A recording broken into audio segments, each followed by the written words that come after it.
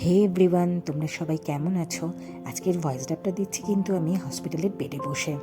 কালকে সকালবেলা সব ইনডোর প্ল্যান্ট আউটডোর প্ল্যান্টগুলোকে সুন্দর করে জল দিয়ে দিয়েছিলাম একটু বেশি করে, যাতে 3 দিন ওরা তো আর জল দিতে পারবে না। তাই যাই হোক, সমস্ত কিছু করে সুরাকও ভেতরে ঢুকিয়ে দিয়েছিলাম। তারপর বিকেলবেলা চলে গেলাম পার্লারে। তোমরা ভাববে হসপিটালে যাওয়ার আগে আমি পার্লারে যাচ্ছি। হ্যাঁ, হসপিটালে ডাক্তারের ইনস্ট্রাকশন ছিল যে ফুল বডি ওয়্যাক্স করে আসতে, যেহেতু সার্জারি হবে। তো যাই হোক, তারপরে আমি পার্লার থেকে এসে হালকা কিছু সফট খাবার খাওয়ার কথা ছিল আমার, সেগুলো খাওয়া দাওয়া করে আমরা হসপিটালের উদ্দেশ্যে রওনা দিলাম। ক্যাবে বসে আমি সেটাই ভাবছিলাম যে এই 1.5 বছর ধরে ইউট্রাসে ফাইব্রয়েডসের জন্য এত ট্রিটমেন্ট হলো, মেরিনা ডিভাইসটা 2বার করে লাগানো হলো, কিন্তু শেষ রক্ষাটা কিন্তু আর করা গেল না। সেই ইউট্রাসটাকে রিমুভ করতেই হলো এত কম বয়সে। ডাক্তাররা আর শেষ রক্ষাটা করতে পারলো না। যাই হোক, এই সমস্ত ভাবনা চিন্তা করতে করতে ওই পজিটিভটাই ভাবলাম যে যেটা হচ্ছে হয়তো ভালোর জন্যই হচ্ছে।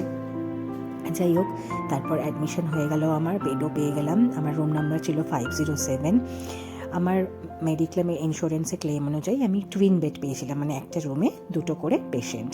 যাই হোক, আমি বেড পেয়ে গেলাম। তারপরে ঘরে এসে আমরা একটুখানি 3জনে মিলে ভিডিও করে নিলাম।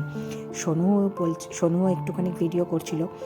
তারপর সোনুর কিন্তু মুডটা 2-3 দিন ধরে একদমই ভালো ছিল না। আজকে সকাল থেকে তো একদমই না, কারণ ওকে মাম্মিকে ছেড়ে 3 দিন থাকতে হবে। ও বারে বারে একটা কথাই বলছিল যে মাম্মি, আমি তোমাকে ছেড়ে 3টে দিন থাকবো কী করে। আজকে দুপুরবেলাও আমাকে জড়িয়ে ধরে বলছিল, মাম্মি তোমাকে ছেড়ে আমি 3টে দিন কী করে থাকবো। যাই হোক, ওকে কোনো রকমে গিয়ে বোঝানো হলো। যাওয়ার সময় খুবই মন খারাপ হয়ে গেছিল ওর। তারপরে ওরা বেরিয়ে গেল, রাত 11টা বেজে গেছিলো ওদের এখান থেকে বেরোতে, কারণ সকালবেলা ওদের আবার 7টার সময় আসতে হবে, কারণ সকাল 8টার সময় কিন্তু আমার সার্জারি ছিল।